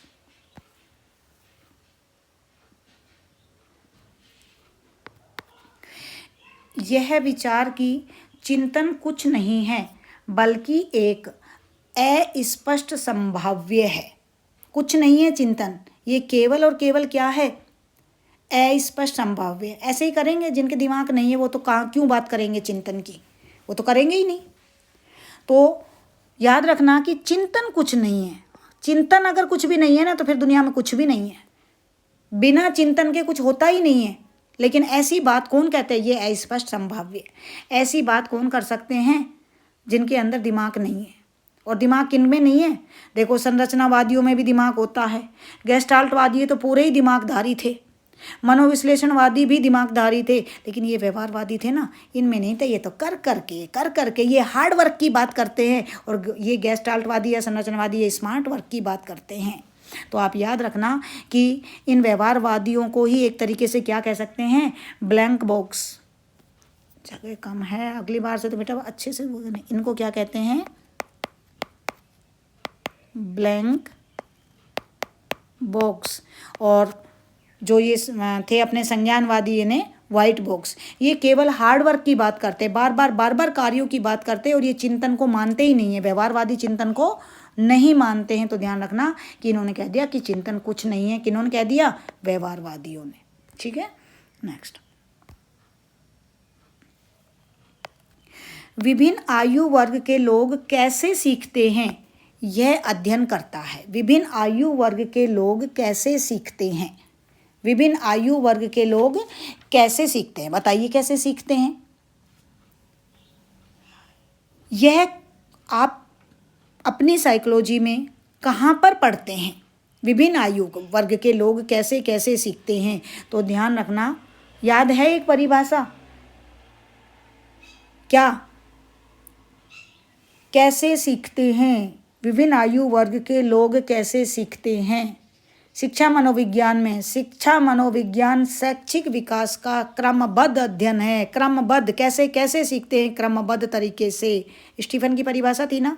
तो नैदानिक में केवल पता लगाया जाता है, सामाजिक में सब कुछ आ जाता है, परा में दूर अतीन्द्रिय आदि की बात की जाती है। तो कैसे सीखते हैं कि बात किस में आती है, अपनी शैक्षिक मनोविज्ञान में। कैसे सीखते हैं ये बात आती है अपनी शैक्षिक मनोविज्ञान में। नेक्स्ट, बालक आंशिक रूप से छिपाई गई वस्तुओं का पीछा करना प्रारंभ कर देता है। देखो शुरुआत में क्या करते हैं हम, शुरू में बालक है कोई छोटा, और ये बालक आप याद रख लेना कौन सी आयु का है, ये बालक है 0 से 2 वर्ष। 0 से 2 वर्ष यानी ये बालक है, प्याजे से संबंधित सवाल है ये, संवेदी पेशी अवस्था का, सेंसरी मोटर स्टेज का, संवेदी पेशी अवस्था। हमने क्या कहा, वो जिद कर रहा था ये चीज़ लेने के लिए, हमने कहा चिड़िया ले गई, तो थोड़े समय तक तो वो ये समझेगा चिड़िया ले गई, लेकिन थोड़ी सी बाद वो क्या कहेगा, चिड़िया कहाँ ले गई। देखा नहीं, जब आप हाथ पीछे कर लेते तो पीछे पीछे तक देखने लग जाता है। तो ध्यान रखना, ये अपना कौन सी वस्तु स्थायित्व क्या कहलाता है, वस्तु स्थायित्व। वस्तुओं, छिपाई गई वस्तुओं का पीछा करना प्रारंभ कर लेता है, ये क्या कहलाता है, वस्तु स्थायित्व। स्थायीकरण परमानेंट होता है, ये यहाँ पर नहीं होता है ना। बेबिंस्की भी एक स्टेज होती है जिसमें बालक क्या करते हैं, बालक के पैर के तलवों को, क्या, पैर के तलवों को किसी वस्तु से दबाया जाए, किसी वस्तु से दबाया जाए तो वो उंगलियों को आगे की ओर सिकोड़ लेता है और फिर पीछे मोड़ लेता है, ये क्या कहलाता है, बेबिंस्की अवस्था। बेबी बेचारा परबस है। रूटिंग क्या कहलाता है, इमेज करिए, मैं आपको बता रही हूँ। अब ऑफलाइन में तो मैं क्या पूरा एक्टिव, वो कहते हैं ना कि एक तरीके से टीचर दृश्य श्रव्य होता है, तो मैं बिल्कुल दिखा देती हूँ प्रत्यक्ष। लेकिन यहाँ आप इमेज करिए कि एक छोटा बालक है, गोलू मोलू सा, उस बालक के आप गाल को टच करो तो पता है क्या करेगा, वो मुंह खोलेगा और जिधर आपने उंगली को टच किया ना उसके गाल पे, उधर की तरफ ही मुंह को कर देगा, यानी कि रूट उधर की तरफ हो जाएगा। अगर आप इस साइड दूसरी साइड में उसकी गाल को टच करोगे, उंगली लगाओगे, तो वो मुंह खोलेगा। मतलब बालक के गाल को किसी उंगली से टच करने पर या छूने पर वह मुंह खोलता है और सिर को उसी दिशा में घुमा देता है। ये आपका क्या कहलाता है, ये आपकी रूटिंग कहलाती है। लेकिन जहाँ ये बात चल रही है कि आंशिक रूप से छिपाई गई वस्तुओं का पीछा करना प्रारंभ कर देता है, तो ये कहलाता है आपका वस्तु स्थायित्व। नेक्स्ट, निम्नलिखित में से कौन सा कथन असुमेलित है, गलत है, असुमेलित पूछ रहा है, असुमेलित है। तो असुमेलित कथन कौन सा है, क्या पूछ रहा है, असुमेलित की बात कर रहा है कि असुमेलित। प्रतीकात्मक विचार पूर्व संक्रियात्मक में, बिल्कुल सही बात है। युक्तिकरण तर्कना मूर्त संक्रियात्मक अवस्था में, बिल्कुल सही बात है। परिकल्पना संवेदी गामक, नहीं जच रही ये बात। आसक्ति, माता पिता और अभिभावकों के बीच में जो एक बंधन बनता है ना, आसक्ति, तो वो बिल्कुल सही है। शुरुआत में बालक लगभग आसक्ति के लिए 1 या 1.5 वर्ष महत्वपूर्ण है, और ये इसका समय क्या है, 0 से 2 वर्ष, तो बिल्कुल ठीक है। लेकिन परिकल्पना का मतलब है चारों ओर से देखना। बालक इस एज में देख लेता है कि चारों ओर से नहीं ना। संवेदी गामक या इंद्रिय गामित, इनकी दोनों को ही सेम लिख दिया, अलग अलग नाम लिख दिया, है एक ही। संवेदी गामक अवस्था बोल दो या इंद्रिय गामक अवस्था बोल दो, अंग्रेजी में बोलेंगे तो सेंसरी मोटर स्टेज। अंग्रेजी में एक ही नाम होता है, हिंदी में 70 नाम होते हैं। जैसे बता दें ना, आपका पापा मारे आपको पैर तो उन्होंने लात मारी, गधा मार दे आपको लात तो क्या दुलत्ती मारी। वही भगवान के हों तो बोला चरण, लेकिन किसी के भी हो अंग्रेजी में केवल और केवल क्या बोलते हैं, लेग। तो ध्यान है ना, तो ध्यान रखना, संवेदी कह दो या इंद्रिय, ये तो एक ही बात है। और ये बात तो यहाँ पर सही है इसकी कि इंद्रिय आसक्ति होती है, लेकिन परिकल्पना चारों ओर से देखना बालक किशोर अवस्था में जाकर आता है, अमूर्त संक्रियात्मक अवस्था में ये बात क्या हो जाएगी, असंगत हो जाएगी। परिकल्पना वो संवेदी में नहीं कर सकता, इतना उसमें अंदर अभी दिमाग नहीं आया है। नेक्स्ट, उतावलापन, उच्च अभिप्रेरणा व समय कमी वाला व्यक्तित्व होता है। देखिए, ऐसा जो वर्गीकरण किया था, ये वर्गीकरण किया था फ्रीडमैन और रोजनमैन ने। किसने किया? फ्रीडमैन और रोजनमैन ने। और इन्होंने बताया ए टाइप और इन्होंने बताया बी टाइप। हालांकि बाद में सी टाइप डी टाइप और आए थे, लेकिन फ्रीडमैन और रोजनमैन ने तो कौन सा वर्गीकरण किया? ए टाइप और बी टाइप। ए टाइप के जो लोग होते हैं ना, वो उच्च अभिप्रेरणा, उतावलापन और संख्या को ज़्यादा महत्व देते हैं, गुणों को कम महत्व देते हैं। लेकिन बी टाइप वाले में सामान्य अभिप्रेरणा होती है और सामान्य इनमें प्रतियोगिता का भाव होता है। कितनी बार क्लास में पूछती हूँ ना कि बेटा आप लोग ए टाइप बनना चाहोगे बी टाइप, तो जब तक नहीं समझाती तब तक तो आप कहोगे ए टाइप, लेकिन जब मैं आपको ए टाइप और बी टाइप बता देती हूँ तब आप कहते हो क्या? मैम हम तो बी टाइप बनेंगे। बिल्कुल बेटा बी टाइप, क्योंकि ये जो ए टाइप के लोग होते हैं ना, ये क्या होते हैं? ये हृदय रोग से संबंधित इनमें बीमारियां ज़्यादा होती है। हृदय रोग की बीमारी ए टाइप में, कभी पूछ लेना आपसे कि ए टाइप के लोग, तो यहाँ आंसर भी आपका ए टाइप आएगा। उतावलापन, उच्च अभिप्रेरणा, समय की कमी वाला व्यक्तित्व, कौन सा? ए टाइप। और ए टाइप के लोगों में कौन से रोग की संभावना ज़्यादा मिलती है? हृदय रोग की। ज़्यादा उतावलापन करेंगे फिर वो काम होगा नहीं, तो फिर कहीं ना कहीं दिल पर हाथ ही रखेंगे ना, तो हृदय रोग की संभावना पाई जाती है। बाकी अंतर्मुखी, चुपचाप रहने वाला, बहिर्मुखी, सबसे मेल जोल रखने वाला, बी टाइप का एक संतुलित व्यक्तित्व होता है। लेकिन यहाँ का जो इससे संबंधित जो आएगा वो क्या आएगा? ए टाइप। नेक्स्ट, निम्नलिखित में से कौन सा कथन असुमेलित है? क्या पूछा? असुमेलित। असुमेलित मतलब यहाँ पर क्या पूछना चाह रहे हैं? गलत को पूछना चाह रहे हैं कि असुमेलित कौन सा है। असुमेलित बात कर रहा है, तो असुमेलित देखो, टोकन अधिव्यवस्था, बेटा अजीब अजीब से नाम दे रखे हैं, क्योंकि ये क्या है कि एनसीईआरटी में थोड़ा सा शब्दों का ये हेरफेर होता है। हम जिसको टोकन इकोनॉमी बोल रहे थे ना, वही है ये टोकन अधिव्यवस्था, व्यवहार सुधार तकनीकी। बिल्कुल, टोकन इकोनॉमी क्या था? मैंने आपको क्लास में बताया। क्या बताया? कि अच्छे व्यवहार के बदले कोई टोकन देना और टोकन को बाद में किस में बदल देना? पुरस्कार में बदल देना ही क्या कहलाता है? टोकन इकोनॉमी, जो आपके व्यवहार को सुधार के लिए तकनीकी है। बिल्कुल टोकन। मुक्त साहचर्य, सौपन विश्लेषण, फ्रायड। बिल्कुल, जब मैंने फ्रायड की 2 विधियां बताई थी तो मुक्त साहचर्य और सौपन विश्लेषण विधि बताई थी। अन्यारोहण, दूसरे पर आरोपण, अन्यरोहण, अचेतन यादों को दूसरों पर अन्यरोहण, देख लो आगे ना, अचेतन यादों को दूसरों पर अभिव्यक्त करना, ये बात भी ठीक है। आक्रामक मॉडल का प्रेक्षण, स्किनर, अरे भैया आक्रामक की बात ही नहीं करता स्किनर, तो यही बात क्या हो जाएगी? असंगत हो जाएगी, गलत हो जाएगी। बाकी सारी बातें क्या है? ठीक है। नेक्स्ट, किसी व्यक्ति की कौशलों के अर्जन के लिए अंतर्निहित संभाव्यता, देखा ना कैसे कैसे शब्द आ रहे हैं? अंतर्निहित संभाव्यता, उसके अंदर। कहते हैं ना कि चूहे के बच्चे तो बिल खोदेंगे, बहुत सुंदर बिल बना देंगे, भैया का बच्चा तो घोंसला बना देगा। तो क्या है? किसी व्यक्ति के कौशलों के अर्जन, उसकी कुशलता, उसके जो स्किल्स है उसके अर्जन के लिए अंतर्निहित, उसके अंतर्निहित बोले तो बीजाभूत शक्ति, जो उसके अंदर से ही आई है, उसके अंदर, ये ध्यान रखना, ये ध्यान रखना, ये कहलाती है क्या? एप्टीट्यूड। क्या कहलाता है? एप्टीट्यूड, अभिक्षमता। अभिक्षमता ये क्या होती है? बीजाभूत शक्ति होती है जो आपके अंदर आती है, और उसी के कारण आपके अंदर किसी भी कार्य को अर्जन करने की क्या हो जाती है? कुशलता आ जाती है। ये बीजाभूत शक्ति होती है। तभी तो बहुत सारे डॉक्टरों के बच्चे डॉक्टर और इंजीनियर के बच्चे इंजीनियर और चूहों के बच्चे बिल खोदते हैं। यानी कि इसके अंदर 80%, आपके दिमाग में ये भी आ रहा होगा कि मैम ऐसा भी तो होता है कई बार इंजीनियर का बच्चा डॉक्टर या डॉक्टर का बच्चा। हाँ बेटा, 20% में आते हैं वो सब। ये जो अभिक्षमता होती है ना किसी भी इंसान में, उनके जो जेनेटिक जो चीज़ें आई है वो 80% आती है। तो ये 80%, मैं आपको बता दूं, 80% संभावना है कि जो आपके खानदान में जो लोग रहे होंगे वो वही बनेंगे, लेकिन 20% ये संभावना है कि आप कुछ और भी बन सकते हैं। लेकिन यहाँ पर केवल और केवल अंतर्निहित संभाव्यता की बात करिए तो ये क्या आ जाएगा? अभिक्षमता।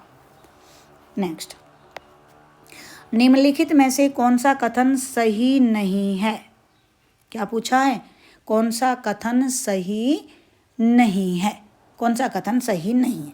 कोहो ब्लॉक परीक्षण एक निष्पादन परीक्षण, बिल्कुल मैंने बताया था क्रियात्मक परीक्षण, कोहो ब्लॉक तो कैसा परीक्षण है, बुद्धि का एक निष्पादन परीक्षण, यानी कि इसको ही अपन क्या बोलते हैं, क्रियात्मक या अशाब्दिक परीक्षण। रेवन मैट्रिसेज परीक्षण शाब्दिक परीक्षण, भाटिया बैटरी परीक्षण निष्पादन परीक्षण, ये डू लिख दिया, ये है ड्रा ए मैन परीक्षण, गुड एनफ। तो इनमें पूछा कि कौन सा सही नहीं है, क्या पूछा इन्होंने, कौन सा सही नहीं है। तो रेवन जो है, रेवन प्रोग्रेसिव, देखो ये है बिल्कुल कोहो ब्लॉक वाला निष्पादन परीक्षण है, क्रियात्मक परीक्षण है। भाटिया बैटरी परीक्षण ये भी एक क्रियात्मक परीक्षण है।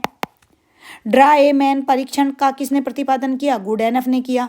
लेकिन ध्यान रखना, रेवन मैट्रिसेज जो परीक्षण है ये कैसा परीक्षण है, ये परीक्षण शाब्दिक परीक्षण नहीं है, ये सामूहिक अशाब्दिक परीक्षण है। तो सही नहीं है कौन सा, रेवन मैट्रिसेज परीक्षण।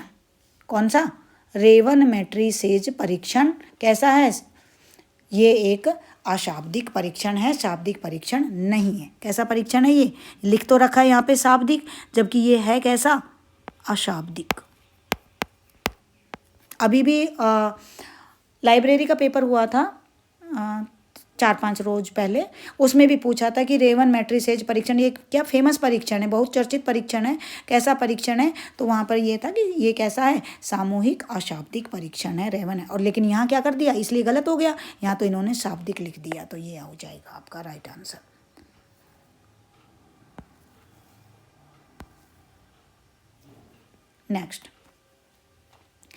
नेक्स्ट बोल रहा है कि महान नेता पैदा होते हैं, यानी जन्मजात होते हैं, बनाए नहीं जाते। इस उक्ति है, ये उक्ति का सर्वाधिक कौन सा सिद्धांत करता है, यानी कि इसका समर्थन, इस बात का समर्थन कौन सा सिद्धांत कर रहा है कि महान नेता पैदा होते हैं, बनाए नहीं जाते, जन्मजात होते हैं, अर्जित नहीं होते हैं। तो देखिए कहीं ना कहीं व्यवहारवादी बात आती है, तो कहीं ना कहीं अर्जन से, वातावरण से संबंधित आ गई। परिस्थिति जन्य बात आती है तो परिस्थितियां भी कहीं ना कहीं संभवतः, यानी कि कोई ना कोई समाना। लेकिन जो शील गुण होते हैं आपके अंदर, जो आपके किससे आते हैं, आपके माता पिता से आते हैं। अगर आपके माता पिता में, कितनी बार कक्षा में मैं बोलती हूँ, जब आप कोई भी हरकत करते हैं तो मैं यही तो कहती हूँ कि बेटा ये आप तो आपके अंदर कहीं ना कहीं आपके माता पिता के ही कुछ दोष हैं, या तो वो सामने आ रहे हैं कि जिस तरीके की आप हरकतें कर रहे हो। क्यों, क्योंकि शील गुण हमारे माता पिता से हमें एक तरीके से क्या मिलते हैं, जीन्स में मिलते हैं। तो हम अगर कोई भी अच्छा व्यक्ति, कहीं ना कहीं वही अभिक्षमता वाली बात आ गई, हम अच्छा कोई हमारे अंदर अगर कार्य करें तो निश्चित तौर से ये हमारे अंदर क्या आई है, बीजाभूत शक्ति आई है, शील गुण के रूप में हमारे माता पिता से आई है। और शील गुण से ही हमें पता चलता है कि हम जो प्रदर्शन कर रहे होते हैं, तो हम यही तो कहते हैं कि भाई हम इनके अच्छा काम कर रहे थे, इनके माता पिता भी ऐसे ही हैं, इनके मम्मी पापा ऐसे ही रहें। तो अच्छा या बुरा जो आप लोग दिखाते हो ना, वो निश्चित तौर से उसको देख करके लग जाता है कि आपका खानदान कैसा रहा होगा। तो ध्यान रखना, शील गुण। नेक्स्ट, बुद्धि के सूचना प्रक्रम उपागम में कौन सा शामिल नहीं है, सूचना। देखिए हमने दो तरीके के बुद्धि के सिद्धांत पढ़े थे। एक हमने पढ़ा था कौन से, आधुनिक सिद्धांत, और आधुनिक सिद्धांत में एक प्राचीन सिद्धांत पढ़ा था, और एक कौन सा पढ़ा था, आधुनिक सिद्धांत पढ़ा था। 1900 ईस्वी से पहले के तो प्राचीन सिद्धांत है, और 1900 ईस्वी के बाद के कौन से सिद्धांत पढ़े थे, आधुनिक सिद्धांत पढ़े थे। आधुनिक सिद्धांतों को हमने कितने भागों में बांटा था, 2 भागों में बांटा था, बताया था ना आपको। जिनको भी बच्चे अगर यहाँ पर है मेरे, अगर नोट्स से भाई आपको अभी तो खैर समय कम है, लेकिन अगर आपको लेने हैं ना, तो आप किसी भी बच्चे से फ़ोटोकॉपी करा लें या फिर मुझसे संपर्क करें, तो मैं आपको कंप्लीट जो अपना लिखित बच्चों का उसमें लिख रखा है ना, जो अपनी हैंड रिटन जो बच्चों ने लिख रखा है, खूब अच्छी राइटिंग होती है कई बच्चों की एग्जैक्ट, और मैंने सारी ही, मैं क्या कोई भी टॉपिक नहीं छोड़ती हूँ, कंप्लीट करवाती हूँ आपकी ऑफलाइन क्लासेज में, बताती भी हूँ, और बताने के बाद फिर मैं आपको क्या करती हूँ कि लिखवा देती हूँ कंप्लीट, उससे आपका ज़्यादा अच्छे से हो जाता है। तो 2 तरीके के बताए इन्होंने। एक को इन्होंने कहा कारकीय, कारकीय सिद्धांत, और एक को इन्होंने कहा प्रक्रिया उन्मुखी सिद्धांत, जिसमें कारक या तत्व की बात आती है। कारक बोल दो या तत्व की बात, जैसे एक तत्व है, दो तत्व है, ये तो किस में आ जाएंगे, कारकीय। और जहाँ मानसिक संक्रिया की बात आए, जहाँ पर दिमाग की मानसिक प्रोसेस की बात आए, तो वो सारे किस में आ जाएंगे, प्रक्रिया, प्रोसेस हो रहा है तो दिमाग की उथल पुथल चल रही है, वो सारे के सारे किस में आ जाएंगे, प्रक्रिया उन्मुखी में। समझ गए, लिखवा रखा है, बिल्कुल क्लासिफिकेशन करवा रखा। अब चूँकि समय कम है तो यहाँ सारी मन तो बहुत करता है, लेकिन फिर भी मैं ना सारा नहीं बता पाऊँगी बेटा, ये मजबूरी है मेरी, पर मेरी कोशिश है कि कुछ हद तक मैं आपको यहाँ बता दूँ। अब देखिए क्या पूछा है, बुद्धि के सूचना प्रकरण वाले या वो ये पूछना चाह रहे हैं, सूचना प्रकरण उपागम में कौन सा शामिल नहीं है। तो देखिए स्टर्नबर्ग का बिल्कुल सूचना प्रक्रिया वाला था, पास मॉडल भी इसका था, त्रिचापीय भी ऐसा था, कहीं ना कहीं प्रोसेसिंग हो रही थी ना, लेकिन क्या आ गया देखो, कारक। तो इसमें हार्ड सवाल है ना, लग रहा होगा ना, लेकिन पूछा कि प्रकरण उपागम में नहीं है, तो ये तत्व वाला नहीं है, देखो कारकीय में, तो ये क्या आ जाएगा, द्विकारक, ये इसका ये आंसर आ जाएगा। नेक्स्ट, ऑटिज्म की विशेषता नहीं है। ऑटिज्म का मतलब क्या होता है, कम बोलने वाला, जिसे क्या बोलते हैं अपन, शैशव स्वलीनता। ऑटिज्म को क्या बोलते हैं, शैशव स्वलीनता। और क्या बोल सकते हो, आत्मविमोह, अपने आप में लीन रहते हैं ये बालक। ऑटिज्म शब्द का जो सबसे पहले प्रयोग किया था ना, ऑटिज्म शब्द किसने, लियो कैनर ने शब्द का प्रयोग किया था। और जो अपना विश्व ऑटिज्म दिवस होता है वो 2 अप्रैल को मनाया जाता है, ध्यान रखना अच्छे से, है ना। तो इन्होंने पूछा है अभी फिलहाल कि ऑटिज्म की विशेषता नहीं है। सीमित अभिरुचि बिल्कुल होगी, क्योंकि वो अपने आप में, आप तो ऑटिज्म का अर्थ समझे ना पहले तो, कि वो बालक क्या रहता है, अपने आप में क्या रहता है, समाहित रहता है, अपने आप में लीन रहता है, शैशव स्वलीनता, है ना। और संप्रेषण में बिल्कुल, ये बोलने में इनको दिक्कत आती है, इनका कम्युनिकेशन अच्छा नहीं होता। और फिर क्या होता है, इनका सामाजिक व्यवहार भी क्या होता है, कमज़ोर होता है। यानी सीमित अभिरुचि, संप्रेषण में कठिनाई, सामाजिक व्यवहार में कमज़ोर। विशेषता नहीं है चिल्लाना, ये तो वैसे ही बेचारे चुपचाप रहते, तो कहाँ से चिल्लाएंगे, तो इनकी विशेषता क्या नहीं होती, चिल्लाना इनकी विशेषता नहीं होती, तो ध्यान रखेंगे अच्छे से। और विश्व ऑटिज्म दिवस बता ही दिया मैंने आपको, 2 अप्रैल, ठीक है। सुखेप्सा सिद्धांत प्लेजर का आधार है। सुखेप्सा, मुझे सुख चाहिए, चाहे कैसे भी चाहिए, अपना काम बनता और भाड़ में जाए जनता। मुझे केवल और केवल सुख चाहिए, और ये किसी भी कीमत पर चाहिए, और मैं किसी नैतिक या कानून को नहीं मानता, मुझे केवल और केवल क्या चाहिए, सुख चाहिए। ऐसी बात कौन करेगा, ऐसी बात करेगा इदम, जिसको बोलते हैं इड। बताया था ना क्लास में जलेबी वाली घटना, तीनों भाइयों को नाम दे करके कि जलेबी खाने के मन में आए थी, और तीनों के ही आई थी, इदम के भी आई थी, अहम के भी आई थी, और परा अहम के भी आई थी। मैं आपको सिखा दूं यहीं पर, जब इदम के मन में आई जलेबी खाने की, करारी जलेबी खानी है, तो इसने कहा खानी है मतलब खानी है, चाहे चुरा के खानी है, चाहे छीन के भाग जाना है। अंदर से आवाज़ आई, पिटाई बन जाएगी। बोला तो क्या हो जाएगा, सुख तो मिला, जीभ को स्वाद तो आया। बोला मैं किसी कानून को नहीं मानता। मानव के अंदर दानव है बेटा, ये इदम, इड जो होता है ना, मानव के अंदर राक्षस, बिना लगाम का घोड़ा, किसी नैतिक और कानून को नहीं मानता। इसका एक ही नारा है, छीन लो, झपट लो बस, और अपने आप को क्या दो, सुख दो। ये है ये इदम, बहुत गंदा है राक्षस। ये कंट्रोलिंग की करता है, इसके अंदर समस्त वीटो शक्ति इसके पास होती है, कंट्रोल करता है। और ये तो बेचारा मानव के अंदर क्या है, देवता का निवास है एक तरीके से। ये तो बहुत ऊंची सोच रखता है, ये तो देवता है, ये मानव है, और ये क्या है, राक्षस है। केवल अपने राक्षस होते हैं ना, अरे राक्षस, अपनी अपनी सोचता है बस। तो ये क्या है, इदम। शॉर्ट में मैंने आपको 3-4 बातें बता दी। नेक्स्ट, संस्कृति की वृद्धि में किसने महत्वपूर्ण माना, संस्कृति को, हाँ कोई है, संस्कृति को वृद्धि में किसने महत्वपूर्ण माना,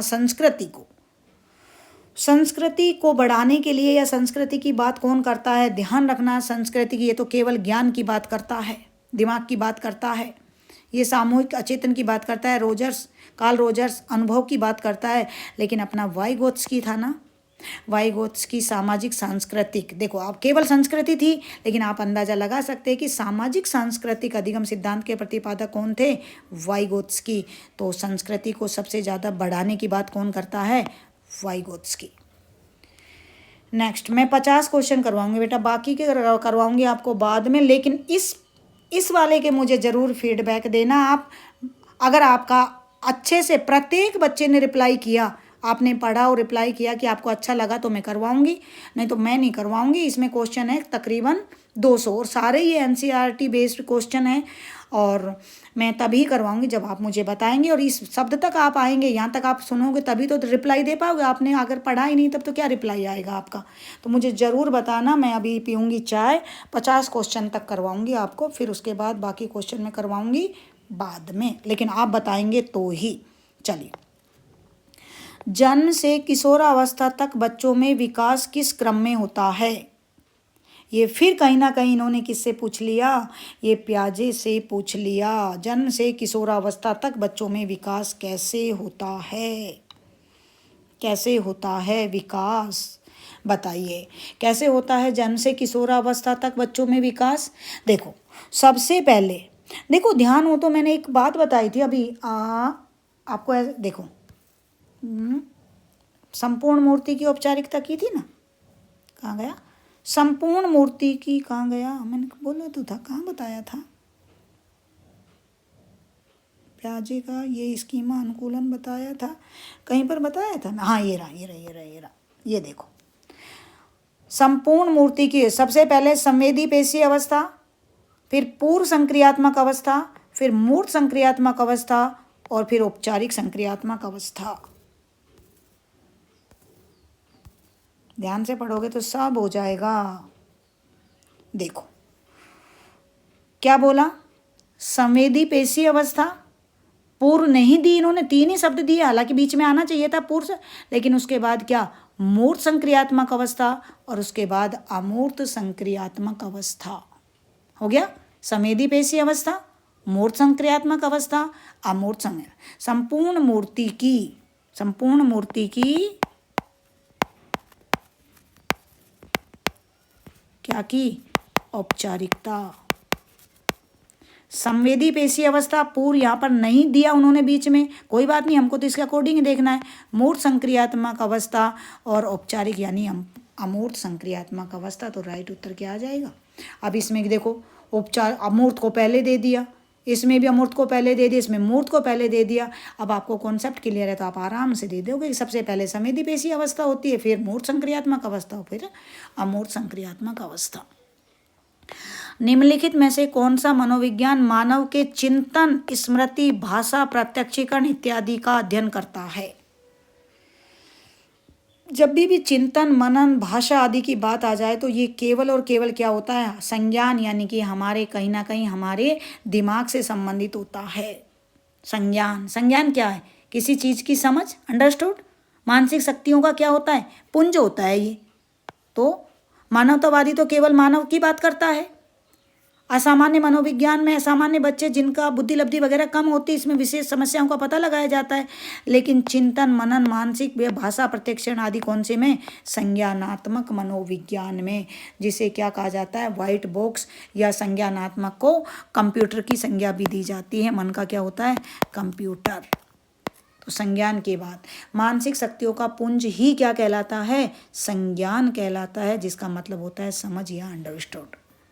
नेक्स्ट, निम्नलिखित में से कौन सा मनोविज्ञान का संप्रदाय विचार ब्लैंक बॉक्स थ्योरी? देखो आ गया एक, अभी पीछे बताया था हम लोगों ने, है ना, बात की थी ना, ब्लैंक बॉक्स थ्योरी के नाम से जाना जाता है, जिसके अंदर दिमाग ही नहीं है, ब्लैंक है। जो किसके नहीं है दिमाग?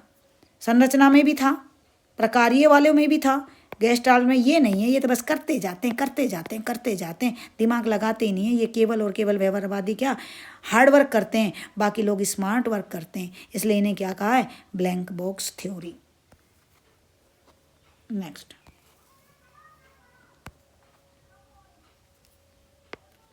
निम्न में से कौन सा प्रयोगात्मक विधि का सर्वाधिक आवश्यक अवयव है? प्रयोगात्मक विधि का, प्रयोगात्मक विधि के प्रतिपादक कौन थे? William Wundt. कौन थे? William Wundt. और विलियम वुंट ने कहा था कि मानव या पशु के व्यवहार का क्या करना है, हमें व्यवहार पर प्रयोग करना है, और वो भी कैसा करना है? नियंत्रित परिस्थितियों में, क्योंकि बिना नियंत्रित परिस्थितियों के क्या अपन किसी के भी व्यवहार को नहीं देख सकते, तो नियंत्रित परिस्थितियां लेनी पड़ती है। तो ध्यान रखना कि निम्न में से कौन सा प्रयोगात्मक विधि का सर्वाधिक आवश्यक है। तो प्रयोग करने के लिए जैसे आप लोग करते थे तो लैब में जाते हैं या नियंत्रित परिस्थितियां होती है, तो इसलिए राइट आंसर क्या आ जाएगा? नियंत्रित परिस्थितियां। नेक्स्ट, एक बच्चा खिड़की के सामने से एक कौवे को उड़ता हुआ देखता है और कहता है एक पक्षी। खिड़की से देखा एक कौवा उड़ रहा था, लेकिन वो नहीं जानता ये कौवा है, केवल और केवल उसने क्या कहा कि एक पक्षी। तो बताइए कि क्या? तो इससे बच्चे के विचार के बारे में क्या पता चलता है? बच्चे के विचार के बारे में क्या पता चलता है? बच्चे की स्मृतियां पहले से भंडारित होती है? पहले से तो कहाँ भंडारित होगी। बच्चे में पक्षी का प्रत्यय विकसित हो चुका है। बच्चे ने अपने अनुभव बताने के लिए भाषा के कुछ उपकरणों का विकास कर लिया है। सोचिए, क्योंकि लंबा क्वेश्चन है, मैं खुद आपको सोचने के लिए समय दे रही हूँ कि केवल और केवल बच्चे ने कौवे को उड़ता देखा और क्या कहा? एक पक्षी। तो बच्चे की स्मृतियां पहले से भंडारित है, पहले से कहाँ भंडारित है? तो वो पक्षी नहीं बोलता, कौवा ही बोलता। बच्चे ने अपने अनुभव बताने के लिए भाषा के कुछ उपकरणों का कोई उपकरण नहीं है ये। तो राइट आंसर यही आएगा कि बच्चे में पक्षी, केवल पक्षी, अब वो कौवा है कि कबूतर है कि चिड़िया है कि मोड़ी है पता नहीं, लेकिन केवल और केवल बच्चे में क्या है? पक्षी का संप्रत्यय विकसित हो चुका है। तो इसमें राइट आंसर आ जाएगा केवल 2।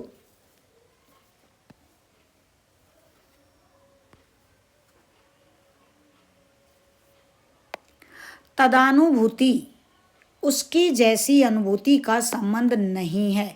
किसकी जैसी अनुभूति करें? बिल्कुल आमटे जैसी अनुभूति करना चाहोगे? अच्छे लोगों की जैसी तो अपन अनुभूति करना चाहेंगे। कभी तुम चाहोगे कि कोई खराब व्यक्ति हो तो उसके जैसा? तुम किसी भी हीरो के जैसा बनना चाहते हो, विलेन के जैसा कोई नहीं बनना चाहता, तो खराब व्यक्ति के जैसा बनना नहीं चाहते। हम अनुभूति करेंगे तो अच्छे व्यक्ति जैसा। आमटे अच्छा व्यक्ति, मदर टेरेसा जैसा अपन सामान्यतः देखते हैं, बिल्कुल समाज सेविका थी, बहुत अच्छा। गांधी जी सत्य अहिंसा के पुजारी, लेकिन शायद कम ही लोग हैं जो नेपोलियन जैसा बनना चाहे। तो तदानुभूति का संबंध किससे नहीं है? नेपोलियन से नहीं है। नेक्स्ट, स्कीमा के बारे में सही नहीं है। मैंने बताया स्कीमा क्या है? स्कीमा केवल और केवल एक बुद्धि है, बुद्धि का प्रतीक ही स्कीमा है। सही तरीके से कार्य करना ही क्या कहलाता है? स्कीमा कहलाता है। तो स्कीमा के संबंध में क्या सही नहीं है? यह एक मानसिक संरचना है, बिल्कुल सही बात है, मैंने बताया मानसिक संरचना है। सूचना प्रक्रम की इकाई है, बिल्कुल मेंटल प्रोसेस होता है, बुद्धि से संबंधित है। यह अन्विति योजना कही जा सकती, बिल्कुल इसकी अन्विति, इसका ट्रांसलेशन, इसकी अन्विति कर सकते हैं। यह संज्ञान को कम करती है। संज्ञान को, ये तो है ही संज्ञान, कम कहाँ से करेगी? तो सही नहीं है, यही इसकी क्या नहीं है? सही नहीं है। एक प्रश्न और करवा देती हूँ और 51 हो जाएंगे। कहते हैं ना 50 ठीक नहीं होते, 51 ठीक होता है। तो 51 जो प्रश्न बोल रहा है वो प्रश्न बोल रहा है हमारा कि एक व्यक्ति डिजाइनर बनना चाहता है, एक व्यक्ति डिजाइनर बनना चाहता है लेकिन सफल नहीं हो पाता है। गार्डनर के अनुसार बुद्धि का अभाव है। इंटीरियर डिजाइनर बनना चाहता है बेटा वो। अब बताइए कैसे बनेगा? अगर उसमें इनमें से कौन सी बुद्धि नहीं है तो वो नहीं बन पाएगा। देखो, अंतःवैयक्तिक बुद्धि का मतलब होता है खुद को जानने वाला। तार्किक बुद्धि का मतलब होता है गणित का काम करने वाला। कलात्मक बुद्धि का मतलब होता है कि कहीं ना कहीं सौंदर्य से संबंधित चीज़ों। लेकिन जो ये देशिक बुद्धि है ना, इसको अपन क्या बोलते हैं? स्थानिक दिशाओं का कैसे कैसे कहाँ, जैसे जो नौचालक वगैरह होते हैं, जो पायलट वगैरह होते हैं, इन सब में कौन सी, और इंटीरियर वास्तुकार और इंटीरियर डिजाइनर कैसे कैसे बनाना है, कैसे कैसे कौन सी दिशा में क्या लगाएं, कौन सी दिशा में कौन सी लाइट लगाएं, कौन सी दिशा में कौन से फ्लावर लगाएं, कौन सी दिशा में क्या करें, इसके अंदर इस बुद्धि का अभाव है, इसलिए ये सफल डिजाइनर नहीं बन सकता। तो कौन सी बुद्धि का अभाव है इसमें, देशिक बुद्धि का है। नेक्स्ट प्रश्न आप बताएंगे बेटा, मैं करवाऊं, हालांकि कुछ बच्चे बोल देंगे, सारे मोस्टली बच्चे बोलने चाहिए तब करवाऊंगी, और नहीं तो अपने 51 में ही आप लोग सब्र करें। ओके, बहुत सारी ब्लेसिंग्स आपके साथ।